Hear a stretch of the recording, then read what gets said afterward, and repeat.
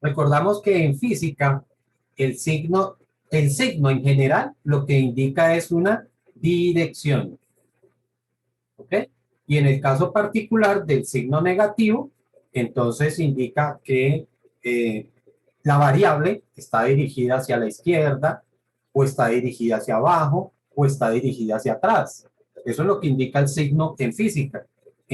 Entonces, en física, ojo, en física, -5 sí es mayor que -1. ¿Ok? Entonces, en el caso de una velocidad, la velocidad de -5 es mayor que la velocidad de -1, solamente que se está dirigiendo hacia la izquierda. O la fuerza, una fuerza de -5 newtons es mayor que una fuerza de -1 newton. Vuelvo y repito, solamente que está dirigida hacia la izquierda. ¿Ok? Entonces, no hay que confundir los signos. Por lo tanto, si esta relación de la variable que está restando la tenemos es en física, pues las variables resultan ser directamente proporcionales. Aquí, estas dos variables resultarían entre A y G, ¿no? Entre A y G resultan ser directamente proporcionales. Solamente que nos va a cambiar una dirección. ¿Está claro, muchachos?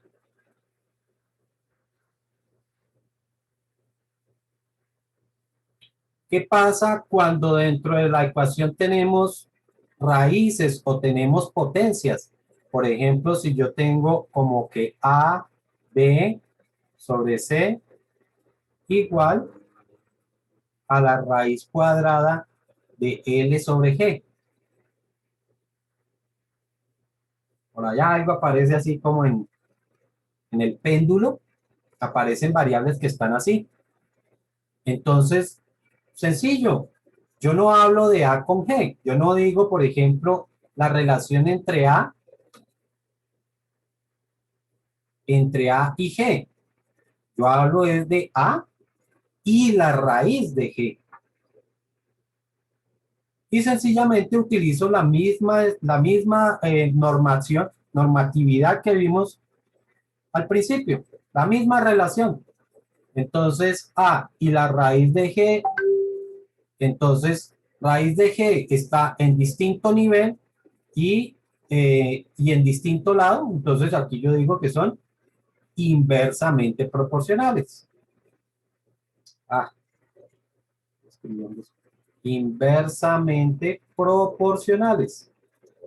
Pero entonces no hablo de A con G, hablo es de A y la raíz de G. Y se debe dar es de esa forma. Lo mismo si fuera un exponente. Entonces, si es un exponente, A, B sobre C, y eso es igual, por ejemplo, a B al cuadrado por, qué sé yo, por R, entonces yo no hablo de A y B, hablo es de A y B al cuadrado. Entonces, aquí no hablaríamos de eso, hablamos es de esto. Y diríamos sencillamente que A es directamente proporcional, son directamente proporcionales. ¿Ok?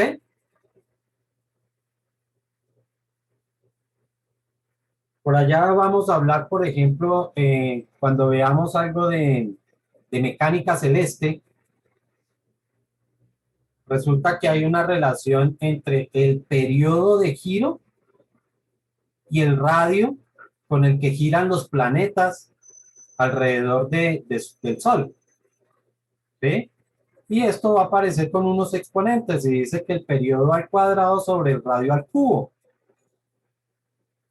Entonces, aquí tenemos que hablar del cuadrado del periodo con respecto al cubo de su radio. ¿Está claro eso hasta ahí, chicos?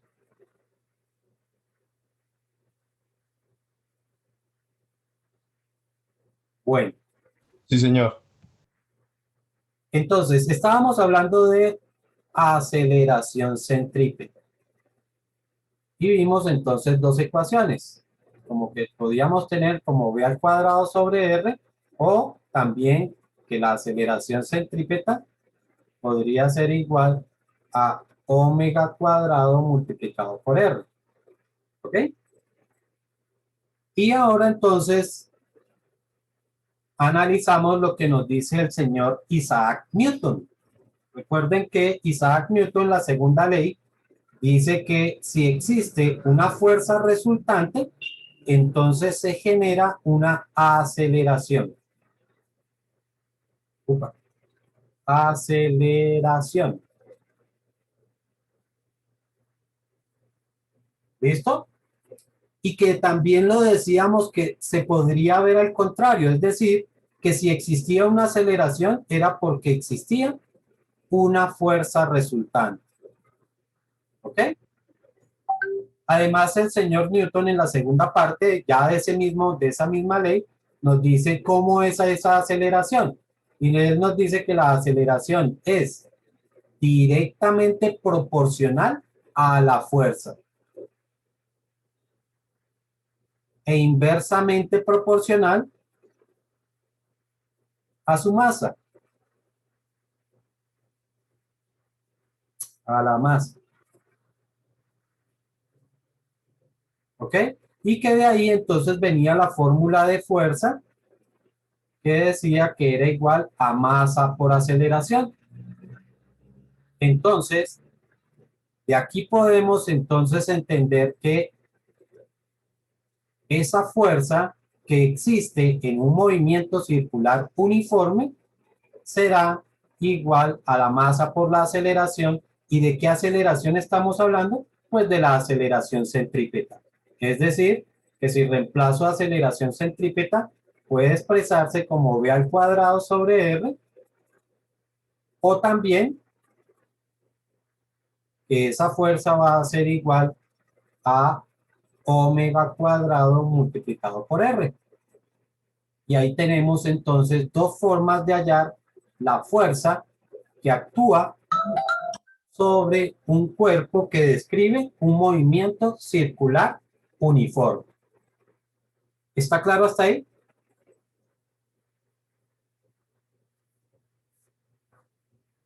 Bueno. Profe, esa fórmula, usted dijo, describe qué, perdón. ¿Esa fórmula describe qué? ¿Qué es lo que describe esa fórmula? ¿De qué es? La fuerza que actúa en un movimiento circular uniforme. Fuerza en un movimiento circular uniforme.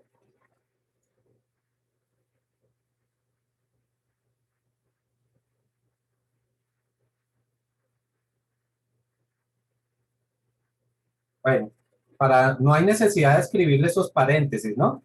Yo puedo escribir sencillamente como que la fuerza va a ser igual a m por v al cuadrado sobre r, o también que es m por omega cuadrado por r. ¿Ok? Podemos escribirla de cualquiera de las dos formas.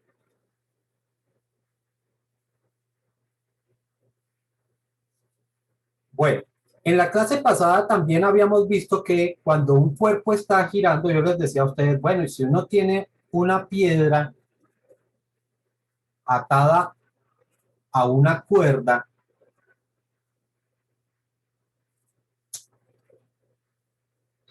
y esa piedra empieza a rotar, ¿cierto? Empieza a hacer el movimiento circular.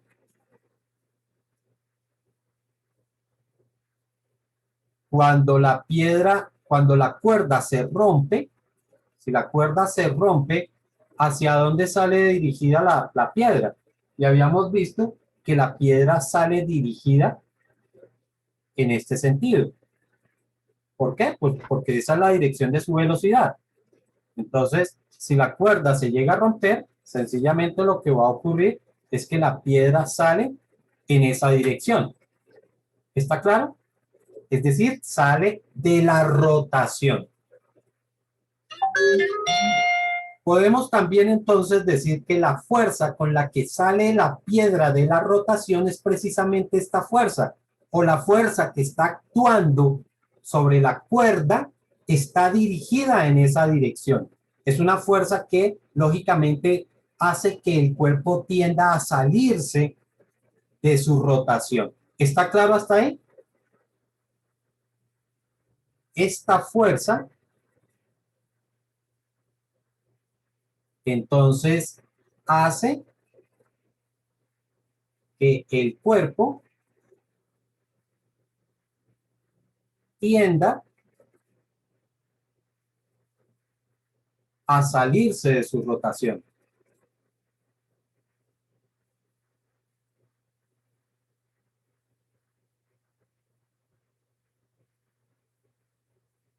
Vuelvo y repito, ¿está claro hasta ahí? Sí, señor. Sí, señor. Ok. Como ella tiende a salirse de la rotación, dése en cuenta que va en sentido contrario a la aceleración centrípeta. O sea que ya no va hacia el centro, va hacia afuera. Por lo tanto, a esta fuerza la llamamos fuerza centrífuga.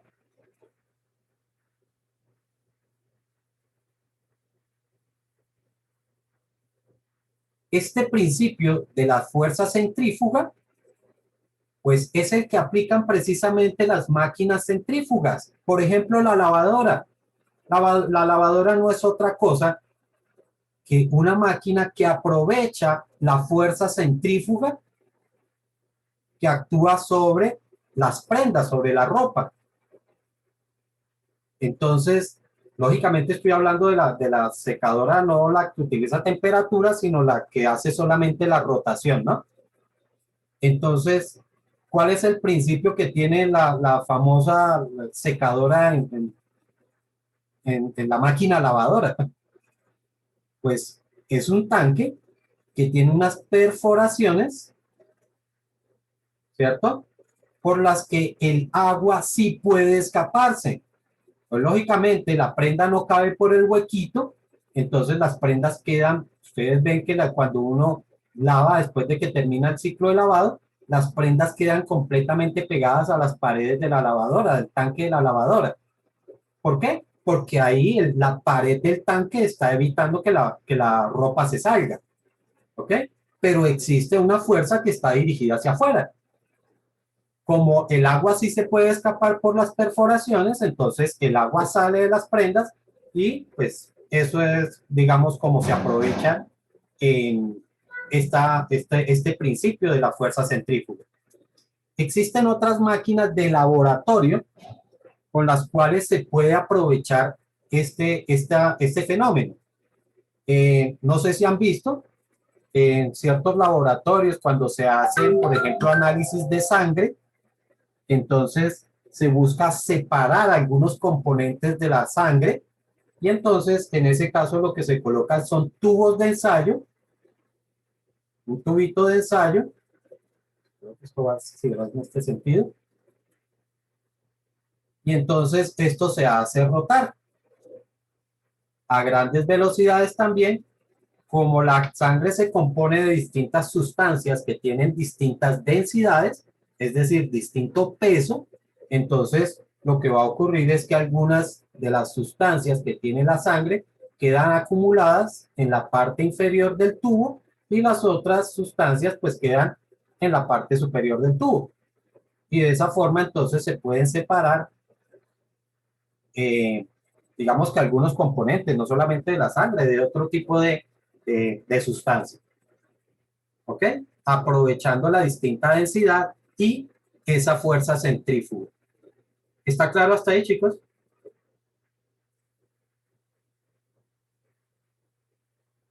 Sí, señor. Pero bueno, si el cuerpo tiende a salirse, naturalmente tiende a salirse de su rotación, cuando un cuerpo permanece en la rotación, ¿qué es lo que lo hace permanecer? Tiene que existir entonces una fuerza que se está oponiendo a esa fuerza centrífuga. Tiene que haber alguna fuerza para que el cuerpo se mantenga en la rotación, tiene que existir una fuerza que se está oponiendo a esa fuerza centrífuga. Y a esa fuerza la vamos a llamar fuerza centrípeta. Entonces, cuando un cuerpo se mantiene en la rotación, cuando un cuerpo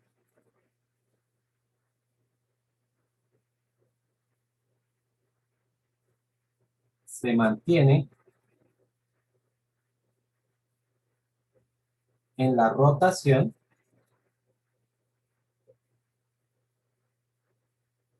es porque existe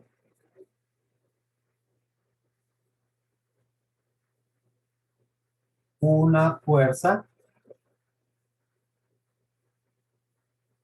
que se opone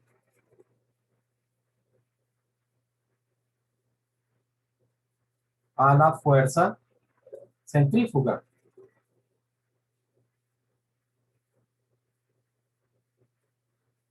Y si la fuerza centrífuga va hacia afuera, entonces esta nueva fuerza, ¿hacia dónde tiene que ir?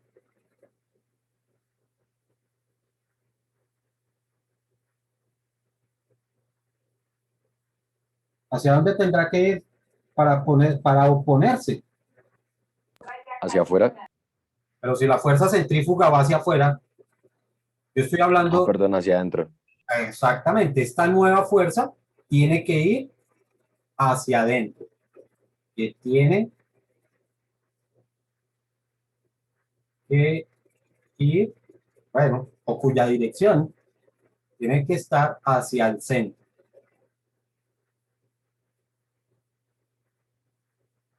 Por lo tanto, esta nueva fuerza la llamamos una fuerza centrípeta.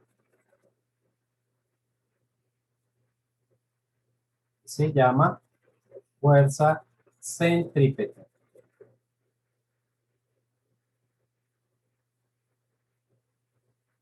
¿Listo? La existencia de esa fuerza, pues, puede darse a diferentes, digamos que a diferentes condiciones. ¿Por qué resulta esa fuerza centrípeta? Si nosotros tenemos el caso de la cuerda o la piedra que está atada a la cuerda, entonces, ¿quién será el que hace la fuerza? Si tenemos la piedra que está atada a la cuerda aquí, ¿cierto? ¿Quién es el que hace la fuerza para que la piedra no se salga?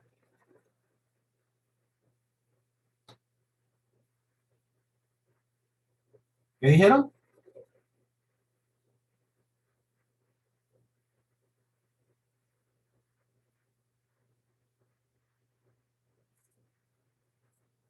Estoy hablando del caso de una piedra atada a una cuerda, ¿no? O de un objeto, no una piedra, cualquier objeto atada a una cuerda. Pues sencillo, la cuerda. La cuerda es la que está haciendo la fuerza para evitar que el objeto se salga. Entonces, la cuerda ejerce la fuerza. Lógicamente que evita que el objeto, no hablemos necesariamente de piedra, objeto, que el objeto se salga. ¿Y cómo dijimos que se llamaba una fuerza que se ejerce a través de una cuerda? Tensión. Correcto. Entonces, en un caso como este, la fuerza centrípeta es la tensión. La fuerza centrípeta es la tensión. ¿Listo? Pero veamos otro caso. ¿Qué ocurre cuando yo tengo un objeto que se coloca sobre un disco que gira? Digamos que este es un disco. Vamos a hacerlo bien delgadito para que parezca un disco. Aquí yo tengo un disco y si yo sobre ese disco coloco un objeto,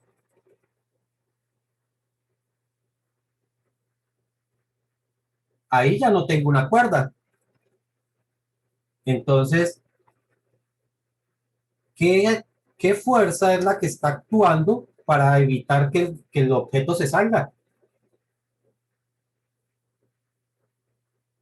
Centrípeta. No, ¿qué fuerza? Aquí dijimos que la fuerza es una tensión. Nosotros hemos analizado fuerzas desde el segundo periodo. Entonces, ¿qué fuerza será la que evita que el cuerpo se salga? Ya yo sé que es una fuerza centrípeta, pero ¿qué es lo que está generando esa fuerza centrípeta?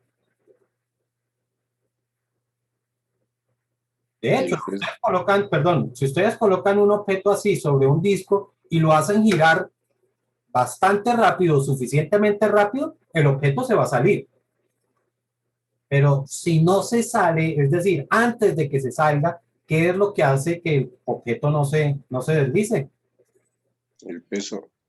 El peso. El peso es una fuerza que va dirigida es hacia abajo.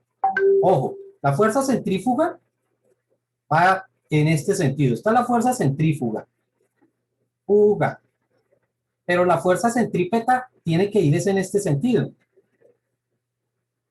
Está la fuerza centrípeta. Y el peso va dirigido hacia abajo. Así que no es esa fuerza.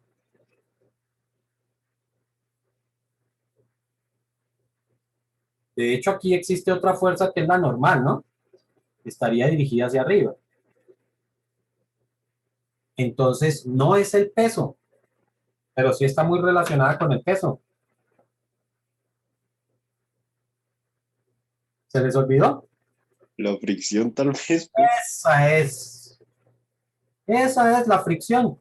Entonces, en un objeto sobre un disco, la fuerza centrípeta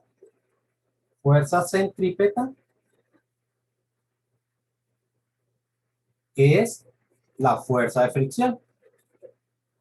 Fricción. Y en el caso de la lavadora, ¿qué dicen ustedes? ¿Cuál será la fuerza que está actuando para que la prenda, porque el agua sí se sale, pero la prenda no se salga del tanque de la lavadora, sino que se quede ahí? Ahí quedan las prendas. Ahí sí el peso, ¿no? ¿Perdón? El peso. El peso, otra vez, el peso siempre está dirigido hacia abajo.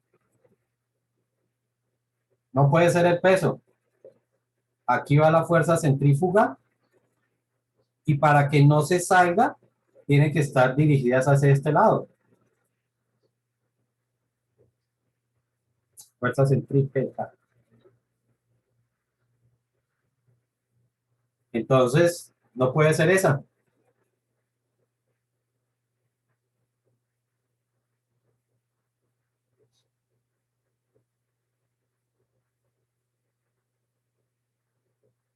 ¿No reconocen otra fuerza? Por Dios, nosotros vimos, cuando vimos trimestre, vimos que existía una fuerza que se llamaba la tensión, vimos la fuerza, el peso, vimos la normal, vimos la fuerza de rozamiento. Esas fueron las cuatro fuerzas que vimos. Alguna de esas tiene que ser. Descartada la tensión porque aquí no hay ninguna cuerda. En el caso de la lavadora no hay ninguna cuerda. Descartado el peso por la dirección que tiene. El peso está dirigido hacia abajo y la fuerza centrípeta tiene que estar hacia el centro de la circunferencia. Rozamiento. ¿Será que puedo descartar el rozamiento o no? Sí, ¿Por qué puedo descartar el rozamiento? porque no se está moviendo. ¿Y qué tiene que ver eso? Nosotros vimos que existía rozamiento a pesar de que no hubiese movimiento. De hecho, precisamente en la situación anterior, en esta situación, dijimos que eh, la fricción evita que el cuerpo se pueda mover. Habrá un momento donde la fuerza centrípeta es mayor que la fricción y ahí sí el cuerpo se sale. Pero mientras Mientras el cuerpo se mantenga, es porque la fricción no lo deja desplazar.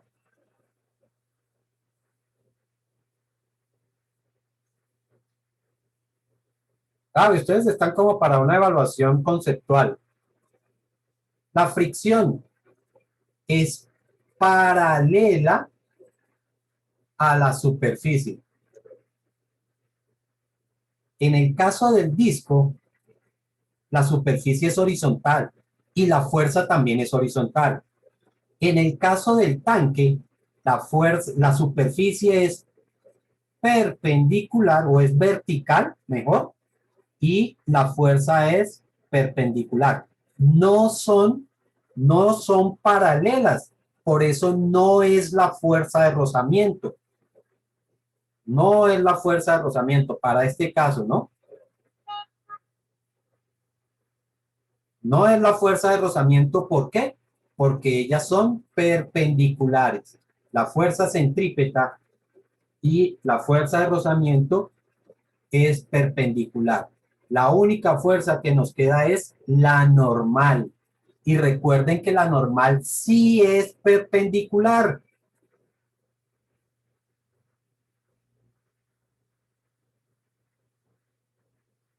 Entonces, en el caso de la lavadora, la fuerza centrípeta se debe a una normal.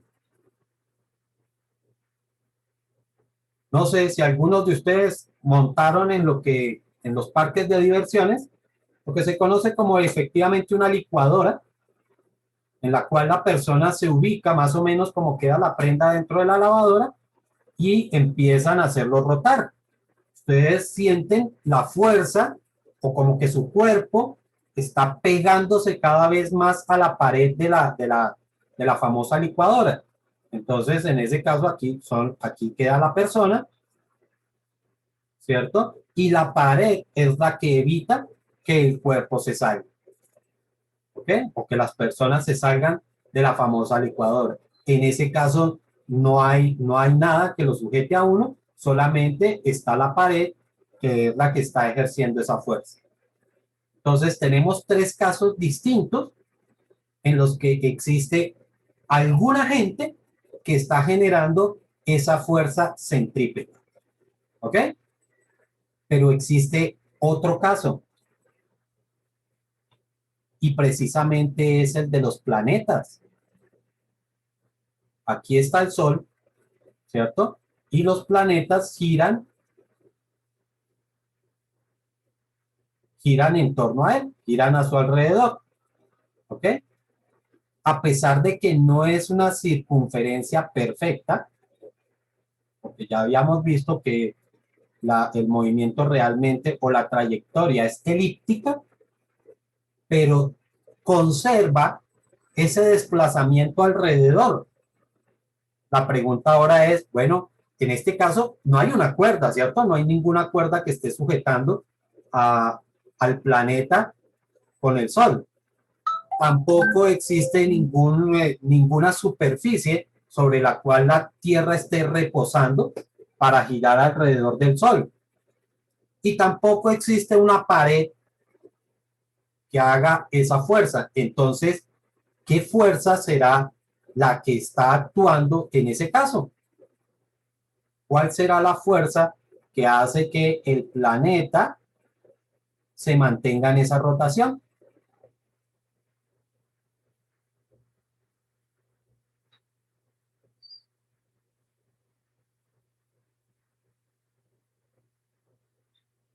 Por la gravedad. Ok. No sé si te refieres efectivamente a la gravedad como nosotros determinamos la gravedad, que es la atracción que existe, digamos que la Tierra ejerce sobre los objetos. Aquí, entonces, aplicamos, es lo que nos habla el señor Newton por allá en su libro de Principia, de no sé qué cosa, y él habla de la ley de gravitación universal. Ley de gravitación universal. Y él dice sencillamente que todas las masas tienden a atraerse. Y que esa atracción es directamente proporcional a las masas e inversamente proporcional al cuadrado de la distancia que las separa. Entonces él dice, vea, esa fuerza, que es una fuerza de atracción, es igual a una constante. Por allá después el hombre habla de esa constante de gravitación multiplicada por el producto de las dos masas dividido entre la distancia que las separa. Y entonces aquí estamos hablando de la existencia de una fuerza. ¿Ok? Pero sigue existiendo una fuerza. De todas formas, sigue existiendo una fuerza. Esa fuerza de gravitación universal entonces se convierte en la fuerza centrípeta. ¿Ok? En los primeros casos, nosotros vimos algún elemento físico, ¿cierto? Alguna materia que es la que está permitiendo que se ejerza una fuerza. Algo tiene que haber, un objeto que está realizando esa fuerza. Entonces, en el primer caso, pues era la cuerda, ¿cierto? Entonces, la cuerda era la que ejercía esa fuerza. En el caso del disco, pues efectivamente es el mismo disco el que está ejerciendo la fuerza. Se necesita la interacción de ese disco. En el último caso, en el caso de la lavadora, pues será el tanque de la lavadora el elemento que está ejerciendo la fuerza centrífuga. Pero en este caso no hay ningún elemento que esté interactuando entre los dos cuerpos, ¿cierto? Cuando esto ocurre, cuando no existe ningún elemento que esté ejerciendo esa fuerza, entonces nosotros decimos que existe un campo. ¿Ok? Hay un campo que se denomina así, que está ejerciendo esa fuerza. Los campos, podemos tener campos magnéticos, que son los generados por los imanes. Podemos tener campos eléctricos, pues que serán generados por cargas eléctricas, y tenemos los campos gravitacionales.